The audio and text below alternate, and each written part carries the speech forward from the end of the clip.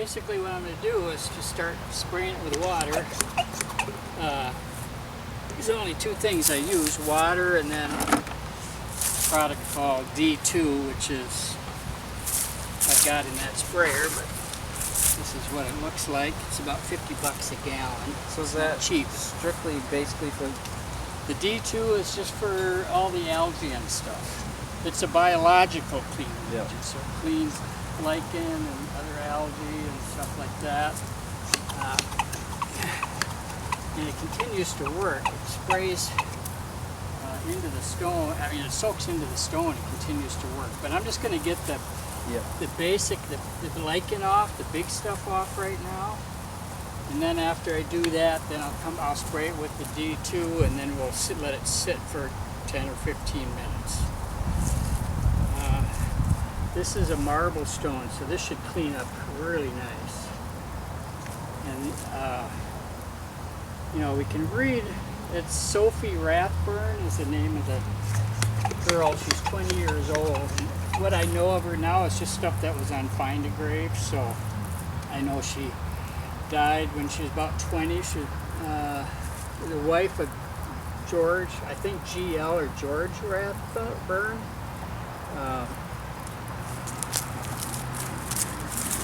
And that's about all we know about her. Now, none of the other family is here, so and because she was only 20, she probably was not married very long. Yeah. So apparently the family might have taken off. I've tried to find her in the census records on Ancestry, and I haven't found anything on her. I've found Rathburns that lived here in 1875 and 1880, but I haven't. And I found a George. I'm guessing was probably her husband, but he was only 14 in 1880. So again, if he married her by 1884, he would have been around 19. So what I'm surmising is they got married young, at age 19 or 20, and then she died. And there was a lot of diphtheria going around at that time. So there was a lot of young people dying, a lot of kids.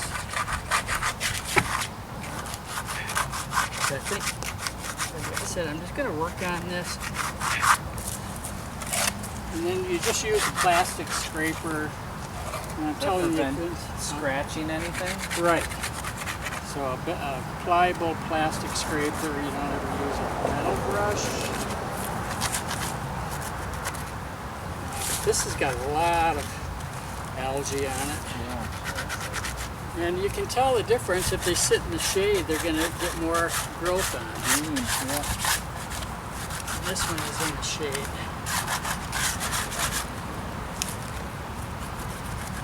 So this cemetery was created in around 1868. It was actually first chartered by a German society. I won't even try to pronounce the name of it. And then later was added on to, and then its name that it took for many, many, many years was Nagler Cemetery. And just recently, they changed the name to Open Gate Cemetery because they want to start selling graves here again. And just thought that would be a better name for it.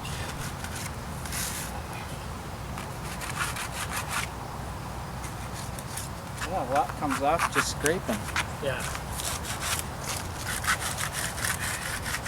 It's all the top just from what I've learned in doing it. This is marble stone. The base is typically a local stone, and usually the stone that's carved is usually shipped in from somewhere.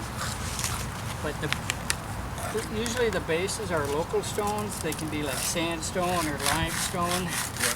It continues to work months and even years after they spray it. Like some of these other stones here I did last year, and we're in the best looking condition they've been in since I cleaned them.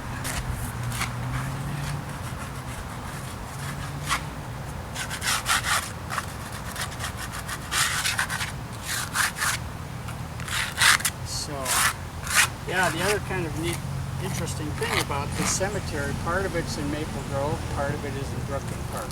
Oh. I think this road right here that we drove in on is the divided line. Of course, back then, it was all farm country except for Osseo, it's nearby, but that was just a small little town. Okay. Well, I think I got the bigger stuff. I mean, I have different kinds of scrapers I use. We've got a smaller one. So do they make these scrapers just for this, or are these just your household scrapers? Yeah, just your scraper you do it for puttying and stuff. This one's really flexible. There's a little black ones that Menards sells. They were all out of them. I was going to buy one the other day, but they're all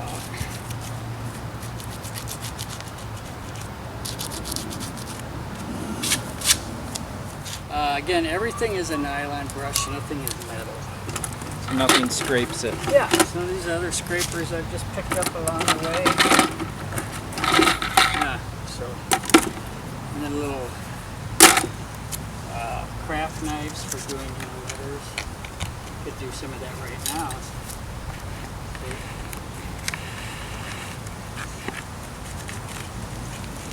Some detail in here. Yeah, so there isn't any other lettering on any other side of the stone. Sometimes I've seen it where a couple people are buried and they have one stone and they have the names of them on either side. They typically just layer the caskets on that when they do that, or are they still side by side? They would have a lot, you know, the plots are laid out. I don't know what the standard size of a lot is, but no, they would be side by side. But just one monument, you know, to save money.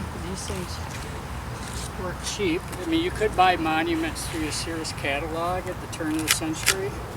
You could have the stone shipped here and then have it locally carved, the name and everything.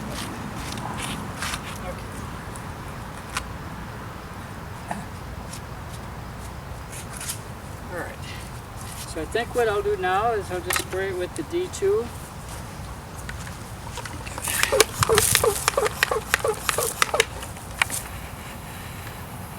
There's the liberally.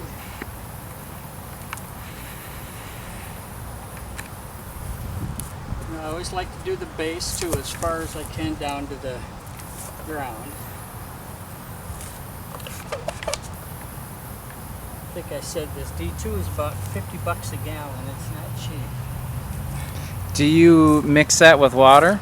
I don't. I use it full strength. If you come back and are touching up a stone, you can do it at half strength and just save a little. Yep. Make it go a little farther, but when I'm doing, especially like this, I go full strength.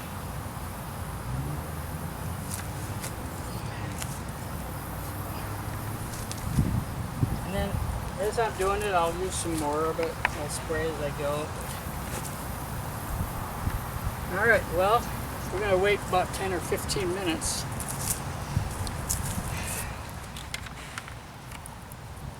You can buy lithium battery powered sprayers, which would be my next goal. Alright. Okay. So The D2 is soaked for about 15 minutes.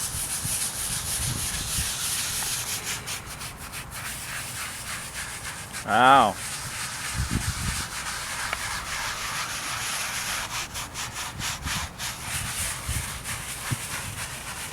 Already a tremendous difference. isn't that amazing? Wow.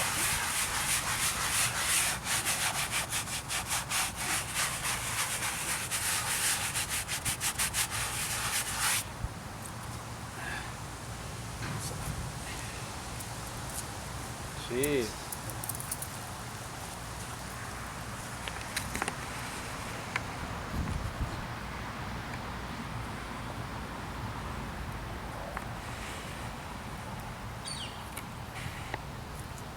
of scrubbing to do.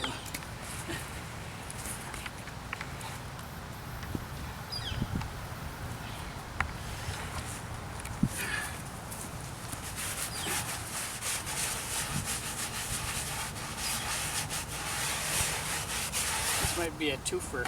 I'll have to come back.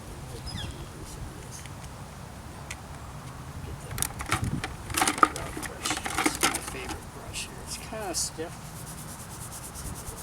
Gets into the smaller cracks.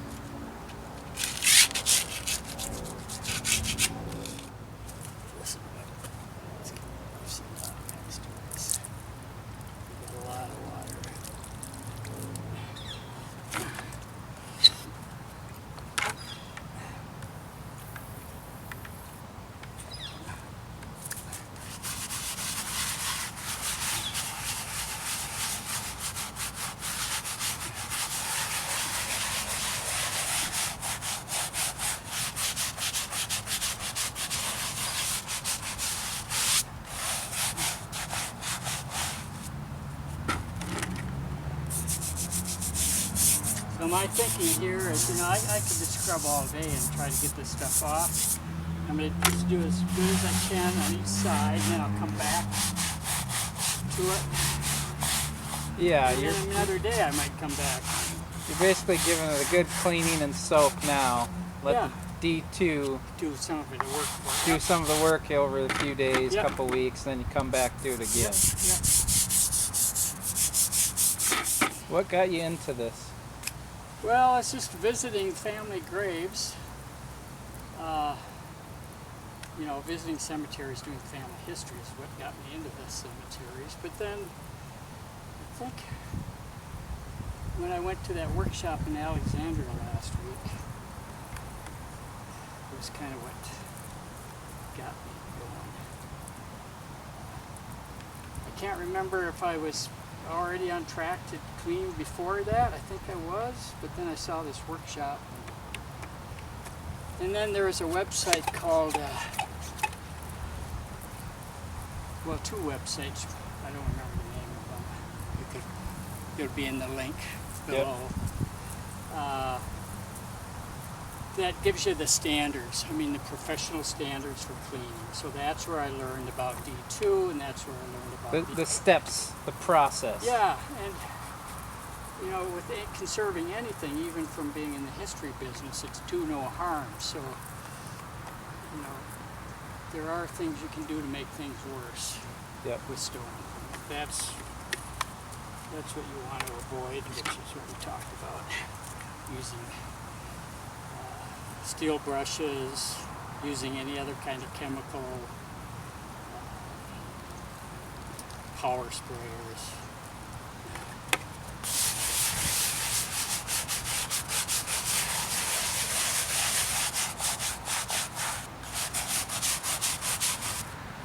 But yeah, I mean, there's a story behind everybody. That's what I find interesting.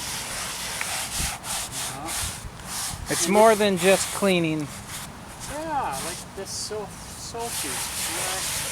You know, always art, with a little bit of effort, a picture of her starts to form. You know, Yep. Like I said, she was married young. She wasn't even 20 years old. She died young. And then you can use kind of historical information to kind of surmise she probably died with diphtheria, which is very prevalent. But yeah, I'd really like to find more on her family. And like I did find Rathburns that lived here 1875.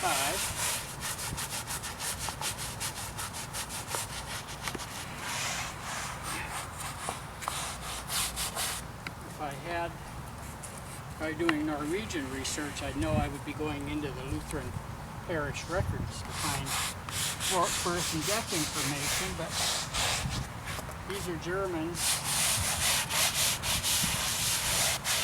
I'm guessing she was. I don't know. Alright, so I'm going to start on the back side now. So this is on the side.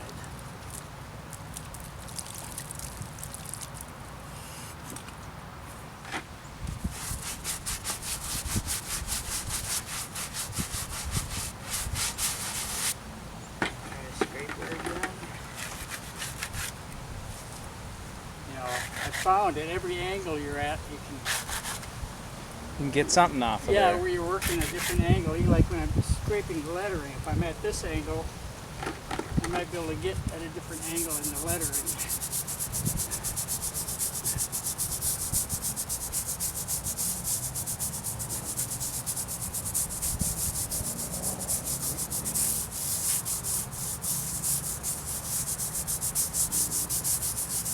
But I found, like on Find a Grave, they'll give some of the marker information, and when you clean it off, you find out someone misread it too.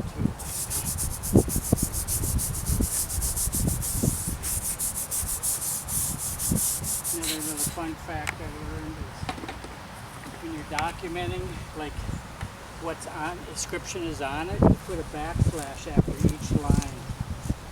I mean, you could write it all the way across, but every backslash means it's a new line on the stone, so whoever's reading it knows that.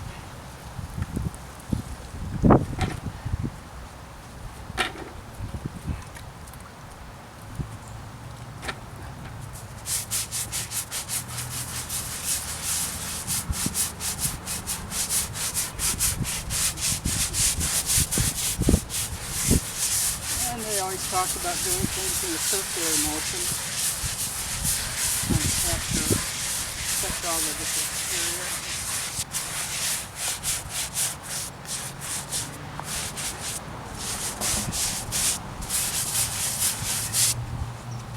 So there's, some decorative stuff here. I've got in my Amazon art, there's a book published about symbolism in cemeteries. It gives you all the different symbols. So you can know the description, what it is, why it's there. And then a lot of people, like, if they belong to different organizations, might have a symbol for the Oddfellows or Modern Woodsmen of America. So that symbol is telling you a little bit more about their life, what they did, and organizations they belong to.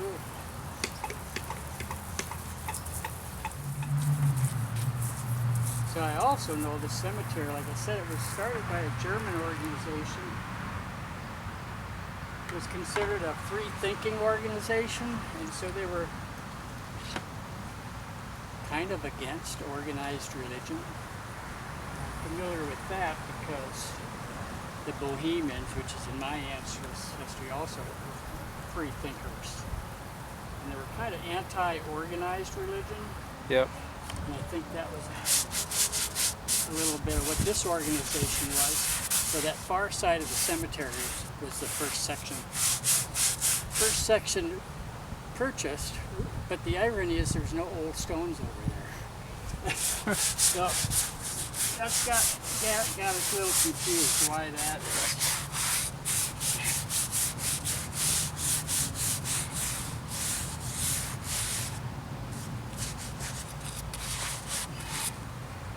Okay, so this is where I'll do that.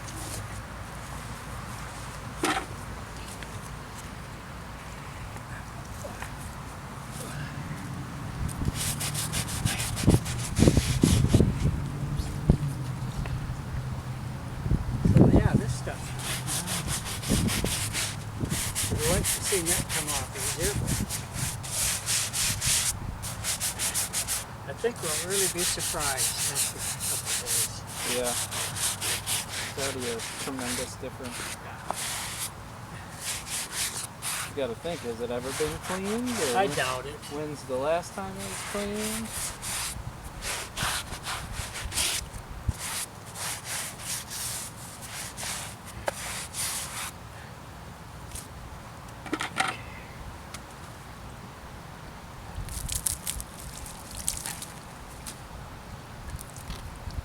Yeah, that spot in the middle almost looks like it'd be from the tree dripping something Yeah. on it. But I ran into that in several stones. That'll go away. Rust. It looks like it's rust. Yeah. I don't know what that is. It could be, you know, this is hard water. Yep. I don't know if that's soot or what. All right.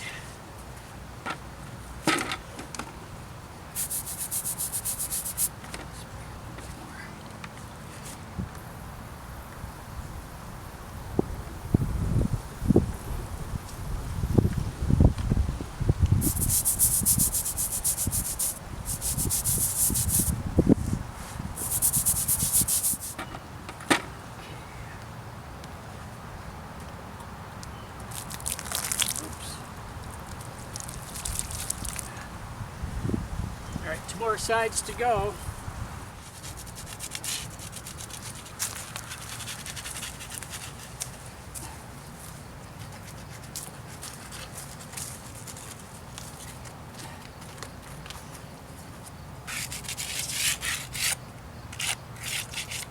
So I know I sent you some info I heard online at this workshop I watched online. The marble is about 150 pounds per cubic foot. Yep. Black marble is a little heavier, I understand.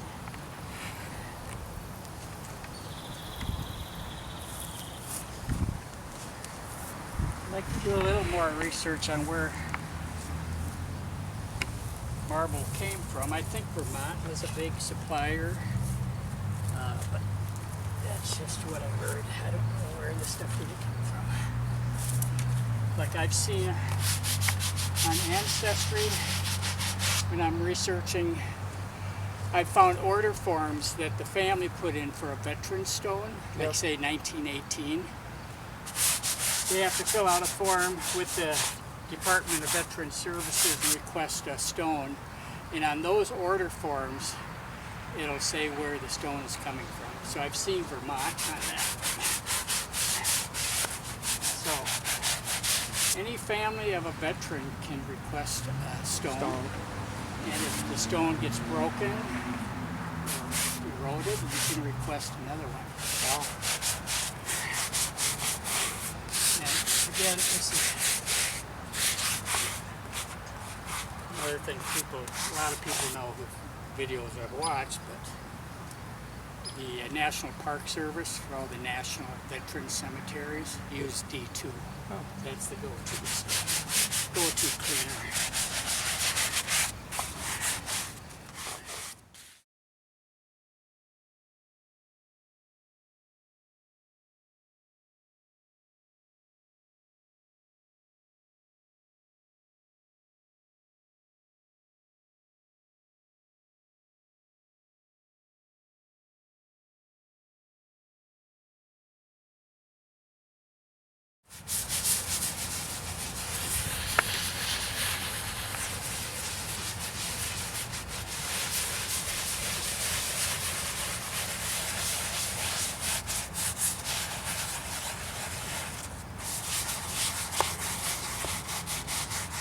It's kind of sad to think, I don't know, if any family knows any more about these people buried, this girl buried here.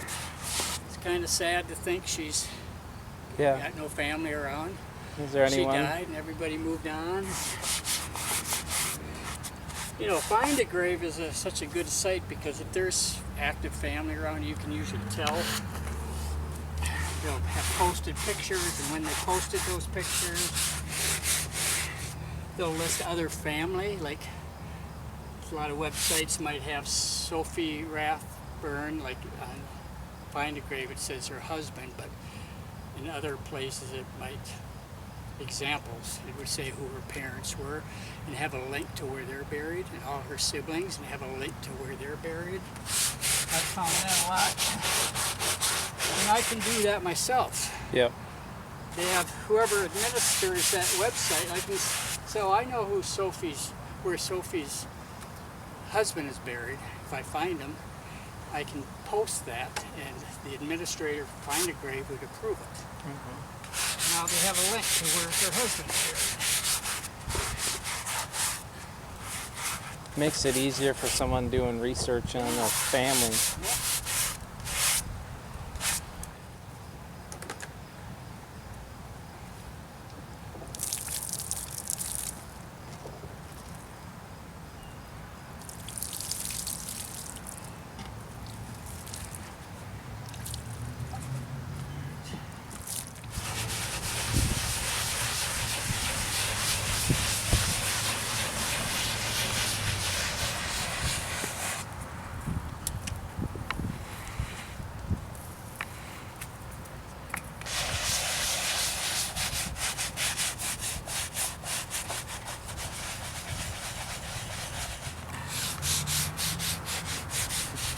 Some of the newer markers, the monument supplier will have their names on a little silver tag. Oh, on the right back? On the stone, yep.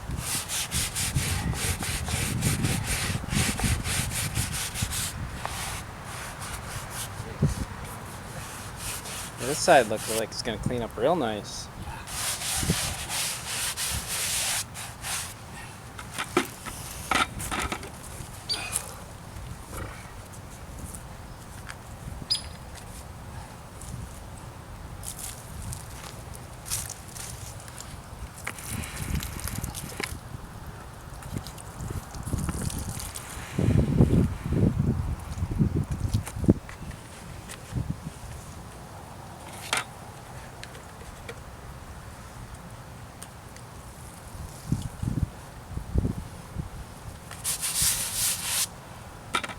See if some of this stuff will come off.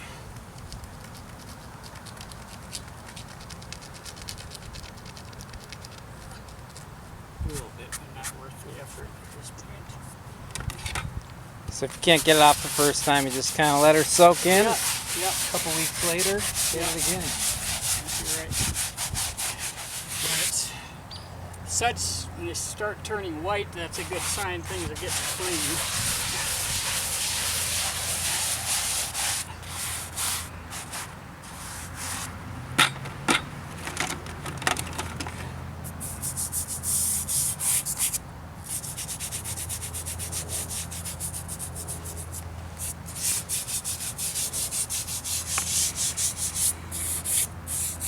I think what I'm going to do is, once I'm done here, I'm just going to do another once over on the front.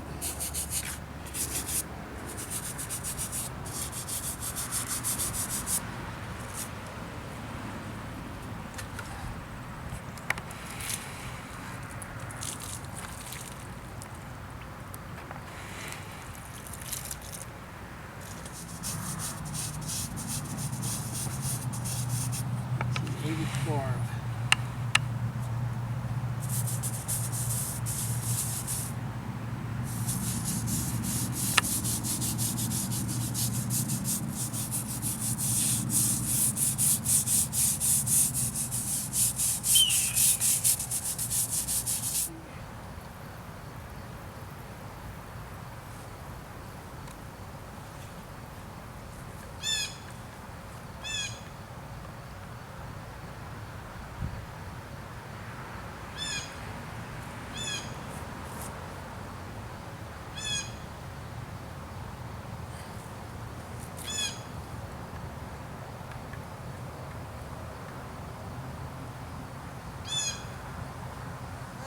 Well, I hope you guys watching